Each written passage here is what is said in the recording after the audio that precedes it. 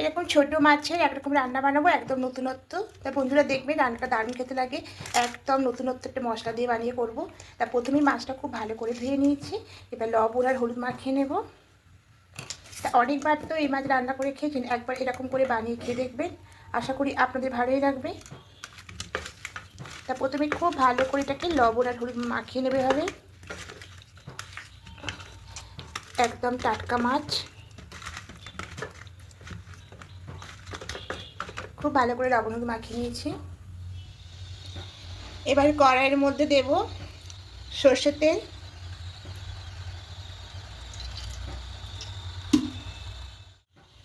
এবার তেলের মধ্যে দেব গোবিন্দভোগ চাল, দেব যে হাফ বাটি দিয়ে দেব।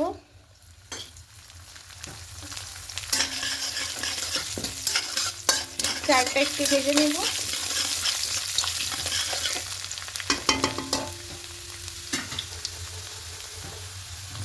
এবারে এখানে দেব কয়েক কোয়া রসুন,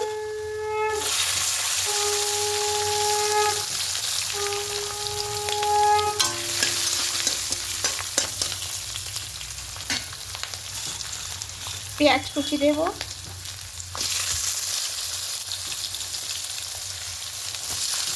আর দেব শুকনো লঙ্কা।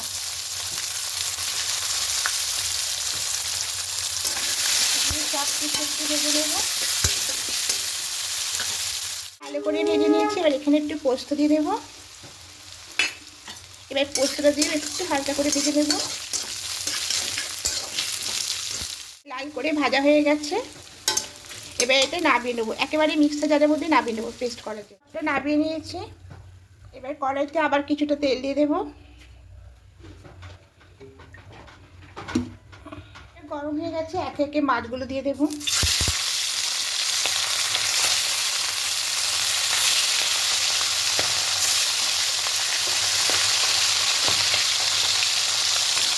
এর মধ্যে একটু জল দিয়ে দেবো,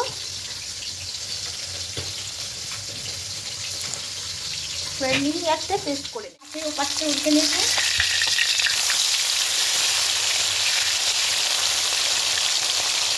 পেস্টটা করা হয়ে গেছে, এবার এখানে একটু গোলমরিচের পাউডার দেবো, যেহেতু গোলমরিচটা আমি পাউডার করে রেখেছি তাই দিচ্ছি। আপনারা এখানে গোটা গোলমরিচ দিয়ে দেবেন, তাহলে একসঙ্গে পেস্ট হয়ে যাবে। এবার এখানে খুব ভালো করে এটাকে মিশিয়ে নেব।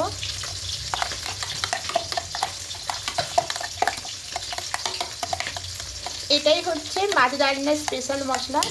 মশলাটা আমার একদম রেডি হয়ে গেছে, কিন্তু কড়া করে ভাজা হয়ে গেছে, ঠিক এরকম কড়া করে ভাজতে হবে।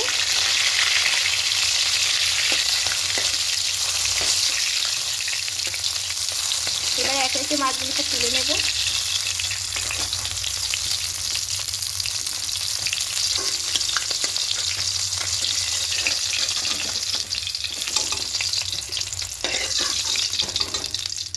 বাকি মাছগুলো ঠিক এইভাবে দিয়ে লাল লাল করে ভেজে নেব।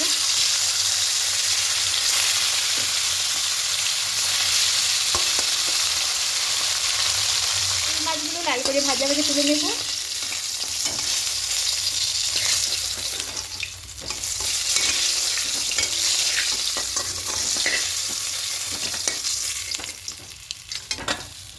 এবার এখানে আলুগুলো দিয়ে দেব।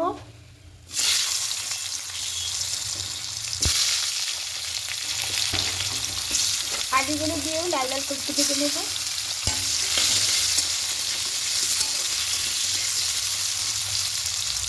আলুগুলো লাল করে ভাজা হয়ে গেছে, এবার তুলে নেব।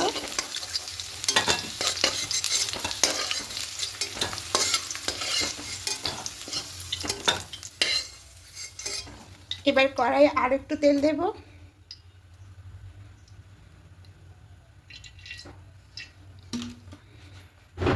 এবার তেলের মধ্যে ফোড়নে দেব গোটা জিরে,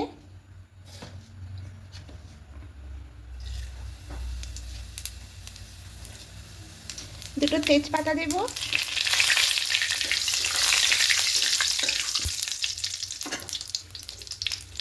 আদা কাঁচা লঙ্কা পেস্টটা দিয়ে দেবো।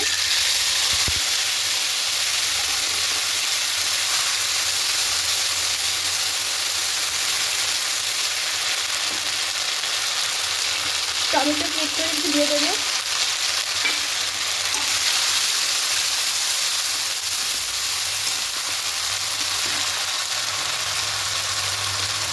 হলুদ গুঁড়ো, কাশ্মীরি লঙ্কার গুঁড়ো দিয়ে দেবো।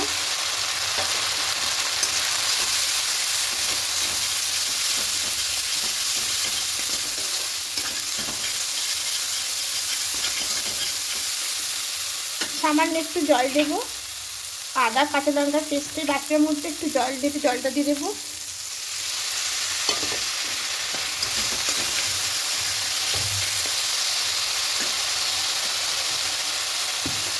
এবার এখানে লবণটা দেবো পরিমাণ মতো।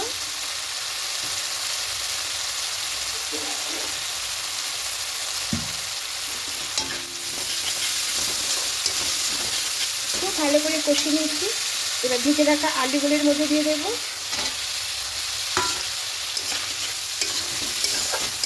এবার আলুর সঙ্গে মশলাটা একটু ভালো করে কষিয়ে নেবো।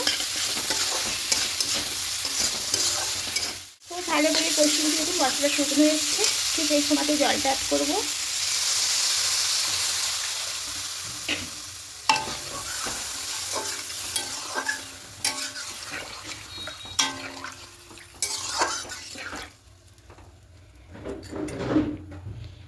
এবার ঢাকা দিয়ে জলটাকে একটু ফুটতে দেবো।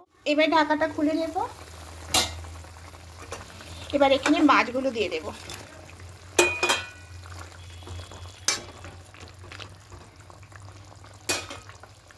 এবার যে মশলাটা করেছিলাম, এই যে ঠিক এই সময়তে এই মশলাটা দিয়ে দেবো।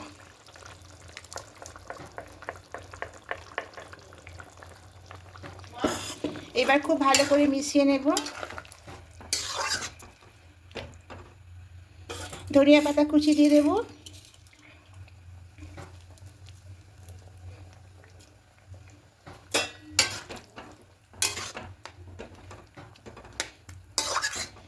এবার ঢাকা দিয়ে দেবো, দিয়ে কিছুক্ষণ হতে দেবো। রান্নাটা হয়ে গেছে। এবার গ্যাসটা অফ করে দেব। আর নামানোর আগে একটু ধনিয়া পাতা কুচি ছড়িয়ে নামিয়ে নেব।